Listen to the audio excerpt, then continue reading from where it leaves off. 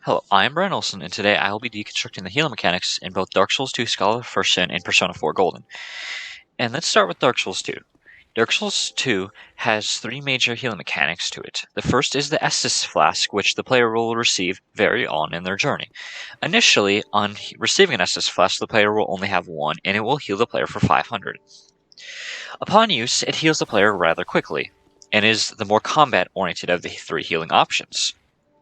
The player can upgrade this Estus Flask throughout their journey to a +5, at which each interval upgrade increases it by 50 to a max of 750 healing.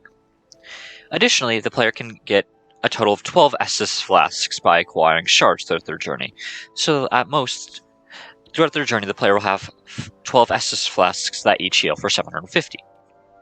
Additionally, if the player chugs two Estus Flasks simultaneously and uses the interaction button, it will heal much quicker than have to go through one. The next major aspect of the healing mechanic in Dark Souls 2 is the Life Gem.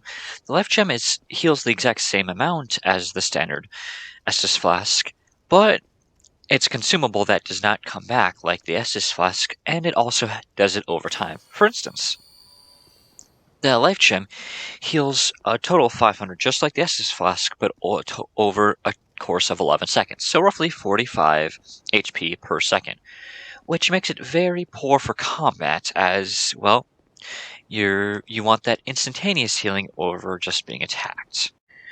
The final healing mechanic in Dark Souls 3 we'll touch on is the Bonfire. The Bonfire will completely restore the player's HP to full, as well as restore all of the Estus Flasks. The only problem with this is, well, it's considered the checkpoint and will reset all of the enemy spawn points. For instance, now there's a knight up there that wants to kill me, but now I have my Estus back, so I can fight him. And that is all of the mechanics for healing in Dark Souls 3. Now it's on to Persona 4 Golden. In this game, there's several ways to heal, but we'll be focusing on the main ones early game. That way it's a fair comparison and deconstruction to Dark Souls 2.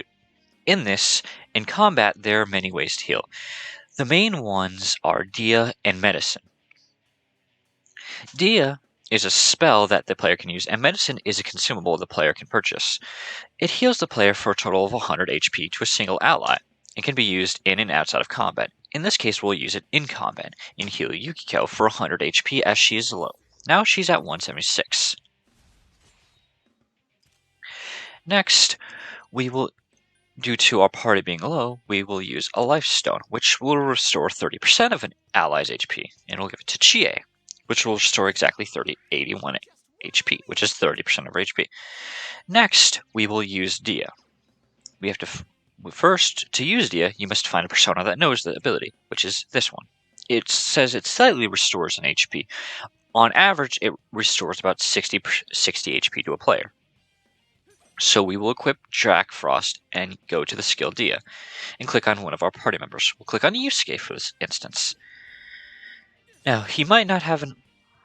Now, see there, he healed for exactly 60. Another instance of healing is Absorb, which the enemy just demonstrated first. Actually, it is when you can absorb an attack element of a certain instance. In this case, Yukiko used Agi, which is a fire ability move, which this enemy heals fire when attacked with it. So he healed for, instead of taking the damage, his HP went up. And those are the major healing mechanics in Persona 4 Golden.